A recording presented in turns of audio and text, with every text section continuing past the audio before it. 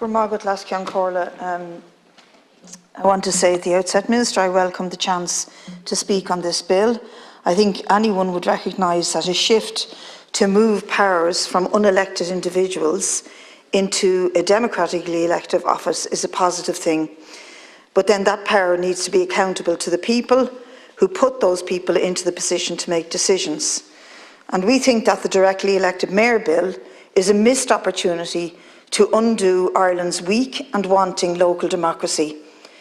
This bill has been drafted in response to a plebiscite held in 2019, where the people of Limerick narrowly agreed to a directly elected mayor, while Cork and Waterford rejected it.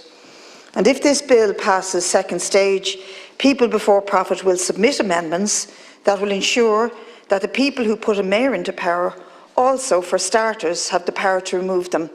And instead of this power being solely in the hands of elected councillors, that accountability is crucial and has to be allowed to the people as means for the people of Limerick to trigger a recall by means of a verified petition. People Before Profit will also pursue an amendment to link the mayor's salary to the average income of those who dwell in Limerick. As it stands, it's set at the same level of a junior minister at $135,000 a year. That's 3 times the median annual earnings of the people of Limerick, according to CSO statistics. And currently the total cost of the office is at $300,000, which includes special advisors and a dedicated chauffeur.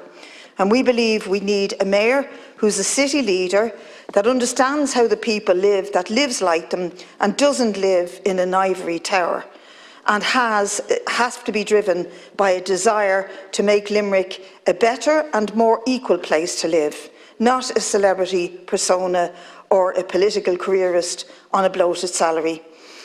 In 2019, a report published by Forza Trade Union highlighted how austerity, the centralisation of powers through services like Uisce Éireann, the water services, the privatisation of social housing through HAP and RAS, the privatisation of refuse services, the outsourcing of crucial work like housing maintenance, and the hemorrhaging of tradesmen and women employed by the local authorities has moved Ireland to the bottom of the European Local Democracy Index. This report calls for the return and the expansion of the council system, increased revenue and funding powers with parallel systems of accountability and transparency, and to move the relative level of local authority managed public spending towards the European average, and an immediate end of outsourcing of council housing maintenance and a shift to a new local authority public-led housing model. PBP will be looking for amendments that call for real powers to be transferred to the office of mayor from the current government unelected CEO position and under the oversight of the council. As it stands, the proposal contained in the bill keep developments in the county within the constraints given by central government, and these constraints lead to a model of service delivery, including housing collection, housing, waste collection, road and transport, relying on outsourcing to keep these services off balance sheet. These are the core services that should be developed as collective public goods. And Limerick has a proud tradition, like during the 1919 general strike, when the Limerick Soviet was established by the people, for the people, and the people ran the city in their interests.